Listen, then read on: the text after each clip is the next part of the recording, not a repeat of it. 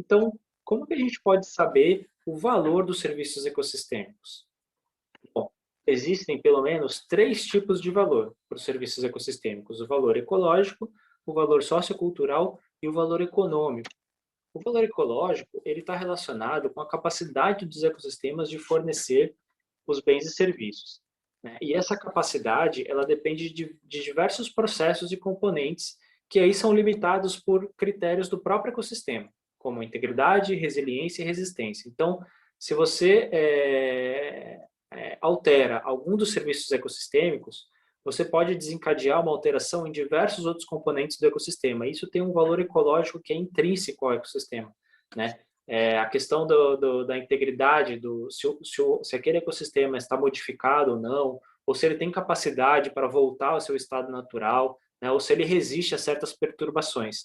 Isso é o valor ecológico que os serviços ecossistêmicos têm. Outro valor, que é o valor sociocultural, né, porque muitas pessoas avaliam diferente os serviços ecossistêmicos, né, mas os valores sociais eles desempenham um papel importante na determinação da importância desses ecossistemas para as pessoas, né? Então, os ecossistemas eles influenciam na nossa saúde, na nossa educação, na nossa diversidade cultural, no nosso patrimônio, na nossa liberdade, até em valores espirituais. Então, as pessoas avaliam isso de forma diferente. Então, isso é um valor sociocultural que os ecossistemas têm. E, por fim, o valor econômico, já que a natureza gera benefícios econômicos, né? E esse valor geralmente é medido em termos monetários, né? Então, a gente tem aí diversas formas de avaliar o valor econômico dos serviços ecossistêmicos, e é isso que eu vou entrar um pouquinho mais de detalhe com vocês. Bom, como que a gente pode valorar os serviços ecossistêmicos, né? Como a gente pode obter esse valor econômico? Existem diversas formas. Uma das formas, né, a mais direta, é exatamente para aqueles serviços onde eles já são comercializados. Por exemplo, a produção de alimentos, né, onde essa produção ela já é realizada a troca no mercado, né, utilizando um valor monetário. Então, a gente pode obter o valor desse serviço ecossistêmico através do mercado, do valor que ele tem no mercado direto, né? Mas alguns serviços ecossistêmicos a gente não tem um valor de troca, a gente não eles não são negociados, eles não são comercializados. E aí como que a gente pode descobrir o valor deles? Existem alguns métodos indiretos, como por exemplo os custos evitados, né? Quando a natureza ela faz com que a sociedade evite certos custos, né? Evite certas obras, por exemplo. Então quando você tem, só para dar um exemplo, uma vegetação que protege das enchentes, se a gente retirasse essa vegetação, a gente teria um custo para conter essas enchentes. Então, a gente pode dizer que o valor que o serviço ecossistêmico, por exemplo, de proteção contra desastres naturais tem, é exatamente o valor que a gente teria para substituir aquilo, né? Então, são chamados de custos evitados ou custos de reposição, quando efetivamente a gente precisa fazer alguma obra por conta da retirada, né, da perda de algum dos serviços ecossistêmicos, né? Então a gente pode pegar que esses custos é o valor que eles tinham, né? Mesmo que seja de forma indireta, a gente pode utilizar isso como um valor, né, uma estimativa do valor que eles têm. Ou também, ainda no mercado indireto, né, é o aumento de renda. Porque, por exemplo, a gente sabe que a qualidade da água de um lago, de um rio, de uma baía, de um estuário, ela tem influência direta na quantidade e na qualidade dos peixes, por exemplo. Então, os pescadores que vivem, né, da pesca, eles vão ter uma melhoria na sua renda através da melhoria do serviço ecossistêmico de qualidade da água, né? Então, a gente pode pegar esse aumento na renda também e estimar como o valor do serviço ecossistêmico de manutenção da qualidade da água.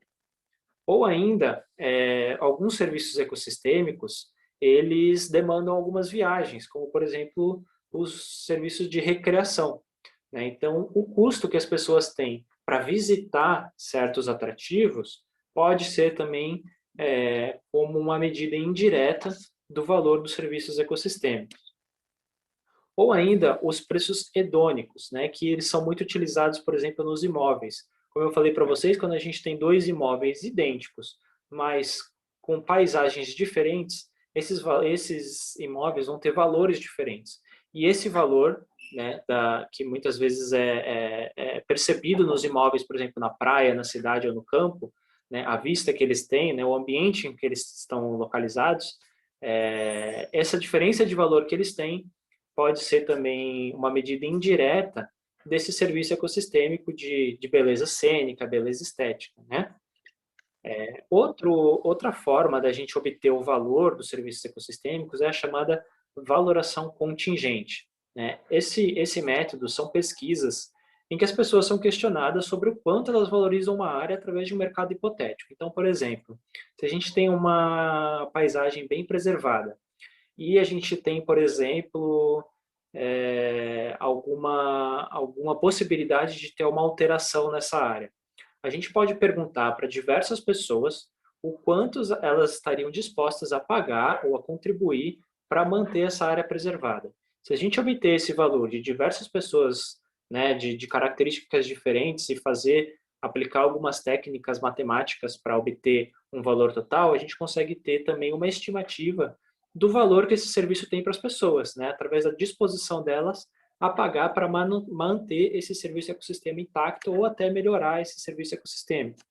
Agora, por outro lado, a gente pode também obter a disposição que as pessoas têm a receber para perder algum serviço ecossistêmico, né? Então, a gente também, ainda é um mercado, né, como um mercado hipotético, a gente pode